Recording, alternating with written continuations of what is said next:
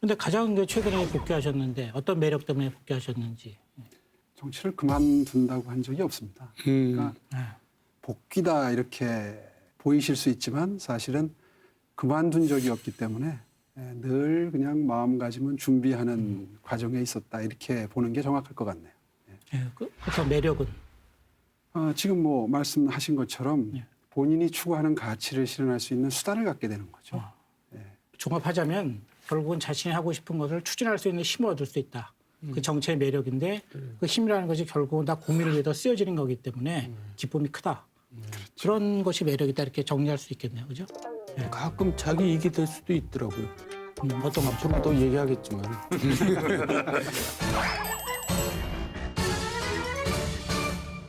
보통 당대표 선거에서는 일반 국민이 30%밖에 안 되잖아요. 네. 보통 이제 당원이 70%나 차지하는데 일반 국민한테는 인기가 좋을 수 있지만 막상 당원한테 그렇게 인기가 있는가? 사실 그런 현상이 지금 나타나고 있습니다. 근데 그 부분에 대해서도 저는 당원 여러분들을 신뢰해야 된다고 생각합니다. 정치권에 그런 말이 있어요. 결국 당심은 민심으로 수렴된다. 그러니까 민심을 쫓아가도록 되어 있습니다. 왜냐하면 선거에 이기기 위한 수단으로서 당 대표를 생각하시기 때문에 그렇습니다. 제가 정두원 선배가 할 말을 제가 대신 빙의가 돼서 한번 얘기해 볼게요. 본인이 그 말 하고 싶었을 거예요. 저희가 2년 같이 하다 보니까 속에 들어갔다 갔다 하는데 딱 이런 얘기 끝나서 정두원 의원이 그럼 이렇게 퉁명스럽게 앉아가지고 그래도 총선 못 이겨. 그렇게 할 것 같아. 맞아요? 아니, 저 모셔놓고 그렇게 무리하게 얘기하면 안 되고. 방송에 나가서 뭐 하면 몰라도. 다른 방송에서? 네, 근데 홍준표, 황교안, 오세훈 제가 한번 비교 분석을 한번 해봤어요. 근데 우리 오 시장부터 얘기하자면 장점으로는 오세훈법 깨끗한 이미지가 있어요. 그리고 젊은 이미지가 있어요. 그리고 황교안 같은 경우는 이분은 뭐 대선 주자 1위라는 장점이 있고 법무부 장관, 국무총리, 대통령 권한대행에 했던 어떤 약간 좀 경륜 있는 이미지 이런 게 있잖아요. 홍준표 전 대표는 잔류파고 사수파고 어쨌든 대중적 인기, 인지도는 뭐 최고 아니겠어요? 자, 그런데 오세훈 우리 시장님 같은 경우는 어쨌든 탈당했다 다시 들어온 거에 대한 마이너스 이미지 그걸 좀 극복해야 될 것 같고 서울시장을 하다가 그만둔 거에 대해서 원망이 많아요, 사실은. 자유한국당 당원들한테. 저희야 좋을 수 있지만. 근데 그거를 좀 극복해야 될 것 같고 그리고 이제 전당대에 올라가면 뭐 같은 편끼리 싸우잖아요. 원래 내전이 힘들어요. 근데 큰 내전을 안 해보셨어. 근데 홍준표 전 대표 같은 경우는 내전을 많이 해봤기 때문에 내공이 좀 있다고도 볼 수가 있고요. 황교안, 도로 박근혜당 이미지가 있어요. 또 홍준표 전 대표 같은 경우는 비호감의 대명사 아니겠어요. 저희로서는 사실은 홍준표가 됐든 뭐 황교안이 됐든 둘 중에 하나 되는 게 좋아요. 솔직히 말씀드리면 오세훈 시장이 되는 게 저희한테는 뭐 제일 좀 안 좋은 일이라고 할 수가 있나 이런 생각이 들기는 들어요. 그래서 제가 봤을 때는 오세훈 시장이 만약에 자유한국당 당대표가 되려면 어쨌든 박근혜 탄핵에 대해서 그때 찬성이었어요, 반대했어요.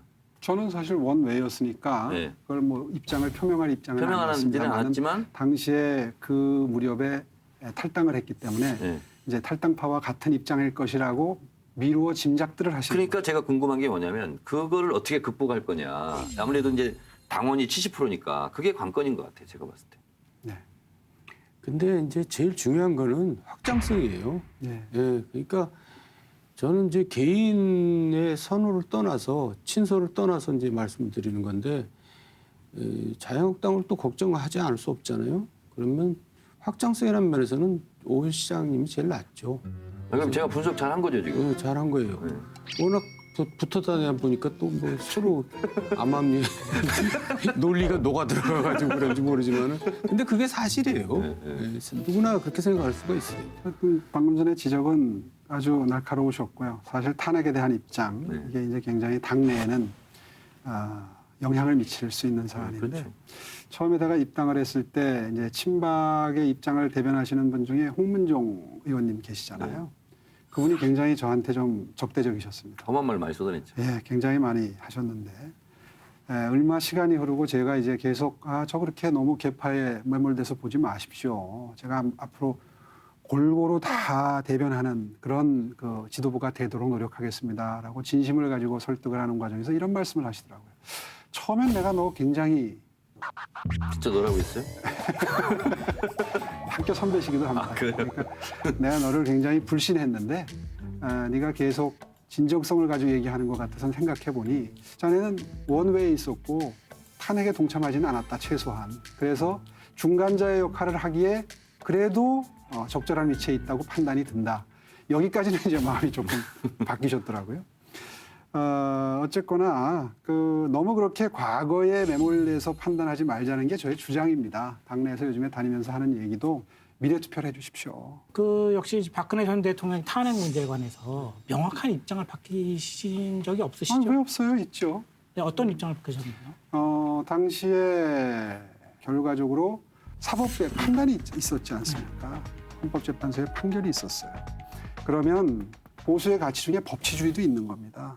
그러니까 국가기관이 결론을 내린 거에 대해서 어쨌든 결과는 수용을 해야죠. 다만 정치 보복적인 정치 재판적인 요소도 없지 않았기 때문에 그 부분에 대해서는 아마 지금 일부 사회 일각에서 논의되는 것처럼 뭐 사면 복권이다 이런 거는 이제 형이 확정되고 나면 저는 문재인 정부 내에서도 논의가 될 사안이라고 생각합니다. 그래서 그 부분에 대해서는 역사의 평가에 맡기고 넘어가자. 이게 사실은 정리된 저의 입장입니다. 지금 그 질문에 대해서 두 가지를 말씀하셨거든요. 하나는 법치주의를 존중한다. 또 하나는 역사의 심판에 맡기겠다. 제가 생각하기엔 가장 이제 모호한 답변이신데요. 그게 왜 가장 명확한 답변인지. 왜냐하면 저는 이제 질문이 탄핵에 관해서 개인적인 입장을 여쭤본 거거든요. 그러니까 법치주의를 존중하는 거는 여야 야나 다 똑같죠. 그렇죠. 근데 역사의 심판에 맡기는 것도 여야 야나 다 마찬가지고 그렇기 때문에 아니 그게 이제 당내에서 계속해서 상처를 덧내서 기회 있을 때마다 그것을 드러내서 정치적을 이익을 얻고자 하는 분들이 계셔서 문제가 되기 때문에 그거는 일단은 지금 덮고 가는 게 당의 단합을 위해서 보수 통합을 위해서 좋겠다는 제 충정을 담아서 말씀드린 겁니다. 자꾸 제가 전당대회에 출마한다는 걸 전제로 해서 마치 그것 때문에 입장을 정리한 것처럼 치부를 하시는데 실제로 자유한국당을 통합을 하고 앞으로 계속해서 이 뭔가 힘을 에너지를 모아나가야 될 입장에서 계속 그 프레임에 갇혀 있을 수만은 없잖아요. 예. 앞으로도 그런 스탠스로 가야 선거에 임할 수 있고 이길 수 있다. 그런 저의 생각을 말씀을 드리는 겁니다. 예, 그러면 그거를 뭐 일단 덮기로 하고요. 그럼 제가 보조 MC로서 잠깐 찬스요. 예. 그 뜻이 잘 이루어지시길 바라겠습니다. 고맙습니다. 그다음에 뭐 이제 요즘에 이제 광화문 광장을 가지고 첨예하게 맞서고 있거든요. 광화문 광장 설계정 공모에 당첨된 새 광장의 조감도입니다. 크기는 지금보다 3.7배로 커지고 서울시청까지 연결하는 지하 도시를 만듭니다.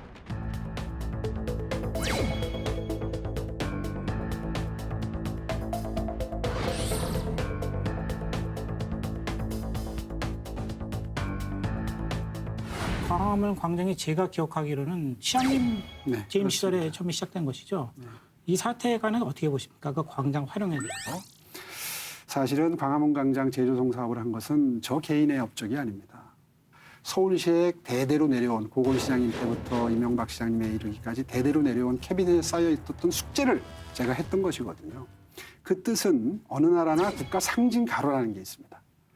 우리가 왜 샹젤리제 거리를 생각할 수도 있고 뭐 워싱턴에 가도 있고 다 있잖아요.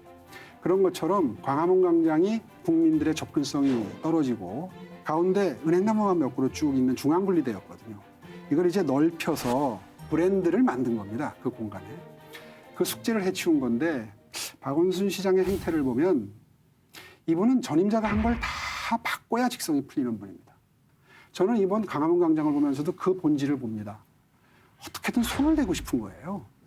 기능상 큰 문제가 없다면 거기에는 역사를 담아낸 거거든요. 과거에 없던 세종대왕상을 만들어서 앞에 이순신 장군과 함께 국가적으로 가장 존경받는 분들의 공간을 만들었는데 그걸 옮기고 그 자리에 촛불을 새기겠다.